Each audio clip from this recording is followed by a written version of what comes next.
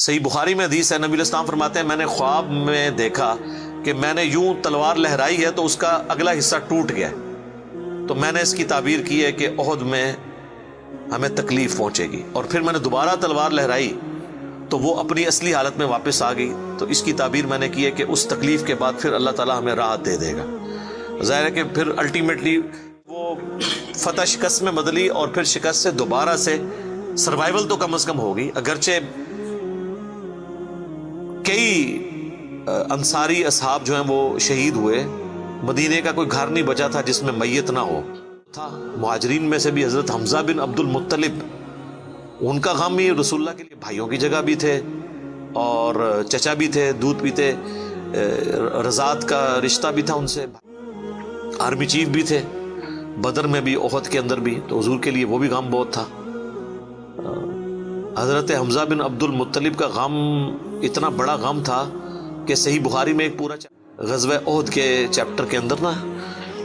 اس کا عنوان ہی ہے حضرت حمزہ بن عبد المطلب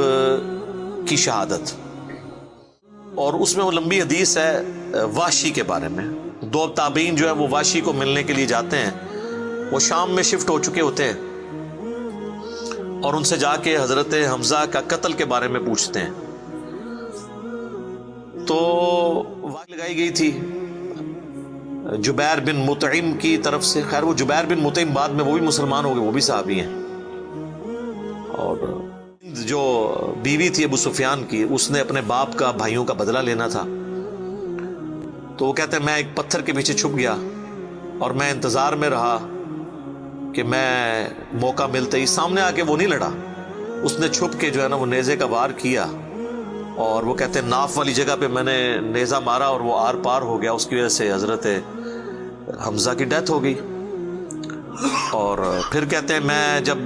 مسلمانوں کو اللہ نے غلبہ دیا تو مکہ بھی چھوڑ کے، یعنی فتح مکہ کے بعد طائف چلا گیا،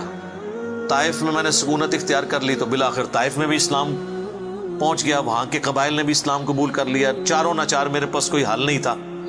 تو مجھے میرے ساتھیوں نے کہا کہ رسول اللہ معاف کرنے والے ہیں، تم حضور کے سامنے پیش ہو، اللہ تعالیٰ تمہاری غلطی معاف کر دے گا،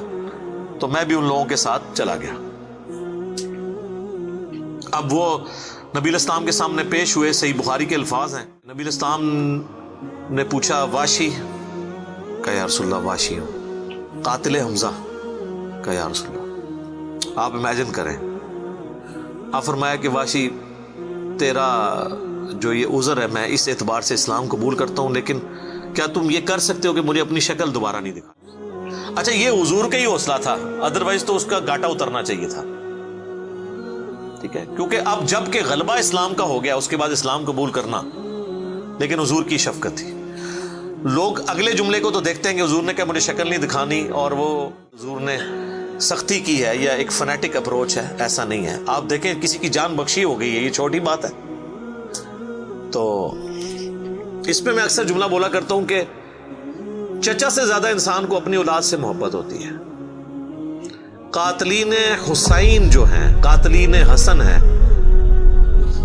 ان کے ساتھ قیامت کے دن رسول اللہ کا کیا ایٹیچیوڈ ہوگا ایز کمپیئر ٹو قاتلین حمزہ ابن عبد المطلب۔ کوئی شخص دنیا میں کہہ سکتا ہے کہ جی مجھے اپنے چچا سے اپنی اولاد سے بھی بڑھ کے محبت ہے، تو اس کا تو ذہنی توازن بگڑا ہو تو لادہ بات ہے، یا جھوٹ بول رہا ہوگا۔ یہ کربلا جو ہے یہ کوئی چھوٹی چیز نہیں میرے بھائیوں، اور اس سے یہ بھی پتا چلا کہ غم کبھی بھی ہلکا نہیں ہوتا۔ فتح مکہ کے بھی حضرت حمزہ کی شہادت کو کم از کم 5 سال تو گزر چکے تھے۔ 3 ہجری میں غزوہ احد ہوئی ہے اور 8 ہجری میں فتح مکہ، اس کے بھی بعد کا واقعہ ہے، یہ 8 کا بھی ہو سکتا ہے 9 کا بھی، چلو کم از کم بھی 5 سال۔ کسی نے حضور کو مشورہ نہیں دیا کہ سوگ تو 3 دن تک ہوتا ہے، لیکن یہ سوگ حمزہ نہیں تھا، یہ غم حمزہ تھا۔ ہم اختلاف کرتے ہیں سوگ حسین سے، غم حسین تو قیامت تک جاری رہے گا، جس میں یہ پیٹنے والا ماتم والا معاملہ نہ ہو، بلکہ حسین علیہ السلام کی اس دعوت کو یاد کیا جائے۔ خیر حضرت وحشی کہتے ہیں، ہم تو ان کا احترام سے نام لیں گے، صحابی تو ہیں، وہ کہتے ہیں کہ مجھے پوری زندگی اس بات کا غم تھا اور میں اللہ سے دعا کرتا تھا کہ اللہ مجھ سے نہ کوئی بڑا کام کروانا ہے۔ تو بخاری کے الفاظ ہیں، وہ کہتے ہیں جب مسیلمہ کذاب نے دعوی نبوت کیا تو میں نے اللہ سے دعا مانگی کہ اللہ میں نے اسلامی شخص کو قتل کیا تھا، یعنی حمزہ کو، اس میں کوئی شک نہیں ہے، میرا تو اجتہاد ہے، اگر حضور کی وفات کے وقت حضرت حمزہ زندہ ہوتے نا تو پہلا خلیفہ حضرت حمزہ نے بننا تھا، کیونکہ خلفائے راشدین جب موجود تھے، جب تک خلیفہ راشد نہیں وہ بنے تھے ابو بکر، عمر، عثمان و علی، ان کی موجودگی میں بھی حضور نے اپنا آرمی چیف حضرت حمزہ کو بنایا ہوا تھا۔ بدر میں حضرت ابو بکر، عمر، عثمان و علی میں سے تو کوئی نہیں تھا حضور کی طرف سے آرمی چیف، یا حضور ظاہر ہے حضور علیہ السلام کو تو میدان جنگ میں وہ نہیں آنے دیتے تھے، خیمہ پیچھے لگاتے تھے۔ احد میں تو چونکہ کافر آپ کے خیمے تک پہنچ گئے نا، اس لیے پھر آپ کو فرنٹ سے لیڈ کرنا پڑا، ادروائز بدر و احد میں آپ خود آگے جا کے نہیں لڑے۔ اور حنین کے موقع پر بھی 12,000 کا لشکر تھا اور صرف 80 بندے رہ گئے تھے، صحیح بخاری میں آتا ہے 12,000 میں سے، اور حضور اکیلے آگے جا رہے ہیں۔ اور پھر آپ کی دلیری کی وجہ سے آپ نے، بخاری کے الفاظ ہیں، آپ نے زمین سے یوں مٹھی بھری مٹی کی اور یوں کافروں کی طرف بھیجی، اور قرآن میں اس کا ذکر ہے وَمَا رَمَيْتَ إِذْ رَمَيْتَ وَلَكِنَّ اللَّهَ رَمَىٰ۔ اے نبی جب تم نے وہ کنکریاں پھینکی تھی، وہ تم نے تو نہیں پھینکی تھی، وہ تو اللہ نے پھینکی تھی، بس وہ مبارک ہاتھوں کی برکت تھی۔ جب آپ نے یوں مٹی پھینکی تو سامنے جو قبیلہ حوازن کے لوگ جن کے تیروں کا مقابلہ کوئی نہیں کر سکتا تھا، ہر ایک کی آنکھ تک وہ کنکر پہنچا، اور وہ اندھے ہو گئے، اور حضور فرنٹ سے لیڈ کرتے ہوئے انا النبی لا کذب، میں نبی ہوں اس میں کوئی شک نہیں، میں عبد المطلب کا بیٹا ہوں اس میں کوئی شک نہیں، یہ آپ علیہ السلام یہ اشعار پڑھتے ہوئے آگے گئے۔ تو نبی صلی اللہ علیہ وآلہ وسلم کے لیے حمزہ ابن عبد المطلب کی بڑی اہمیت تھی۔ تو اب باشی کہتا ہے جب مسیلمہ کذاب نے دعوی نبوت کیا تو میں نے اللہ سے دعا مانگی۔ دیکھیں اللہ تعالیٰ سب کی دعائیں سننے والا ہے، اور میں نے کہا یا اللہ مجھے موقع دے، میں اسلام کے بہترین شخص کو میں نے قتل کیا ہے تو میں اسلام کے بدترین دشمن کو بھی میں ہی قتل کروں۔ دیکھیں اسلام کا بدترین دشمن وہی ہو سکتا ہے نا جس نے دعوی نبوت کیا ہو اور مسلمانوں کی جمعیت توڑ دی ہو اس وقت میں جب حضور کی ڈیتھ ہو چکی ہے، لیڈر جا چکا ہے، اور پیچھے مینجمنٹ کو کمزور کرنے والی بات ہے ہزاروں لوگوں کا مرتد ہو جانا۔ تو وہ کہتے ہیں کہ میں جب جنگ جہاد کی گئی تو میں بھی اس لشکر میں شامل ہوا، اور میں نے اپنے وہی نیزہ جس سے حضرت حمزہ کو مارا تھا، سر عمر سیریز میں انہوں نے یہ سین فلمائے ہیں، وہ نکالا اور اللہ سے مانگا، اور کہتے ہیں میں نے دیکھا کہ وہ گھنگریالے بالوں والا جو ہے وہ اونٹ کی رنگت کا اس کا جسم دیوار کے ساتھ ٹیک لگائے ہوئے کھڑا ہے۔ تو میں نے پوچھا کہ وہ مسیلمہ کذاب کون سا ہے، تو انہوں نے بتایا یہ ہے۔ انہوں نے دور سے اس کو مارا، ان کا نشانہ تو بڑا زبردست تھا، تو وہ مارا گیا اور گر پڑا زمین کے اوپر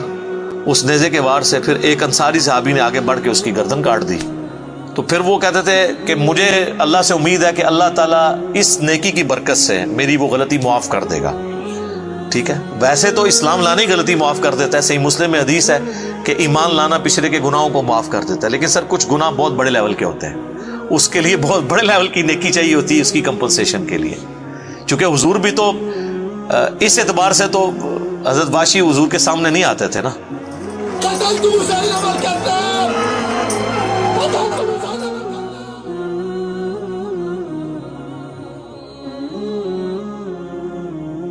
اور یہ کتنی بڑی ان کے لیے تکلیف دہ چیز تھی کہ جس نبی کا کلمہ پڑھا ہے وہ کہہ رہے ہیں مجھے شکل نہیں دکھانی۔ آپ اس تکلیف کو سوچ سکتے ہیں۔ ہاں اب میں یہ سمجھتا ہوں، اللہ سے امید کرتا ہوں کہ قیامت والے دن حضرت واشی حضور کے سامنے اس کہ مجھ سے یہ غلطی ہوئی تو یا رسول اللہ دیکھیں آپ کے سب سے بڑے دشمن کو بھی میں نہیں قتل کی۔ بہت بڑی سعادت ان کو ملی، رضی اللہ عنہم اجمعین وعلیہم السلام۔ صلاۃ بر محمد و آل محمد، اللہم صلی علی محمد و علی آل محمد و اصحابہ اجمعین الی یوم الدین۔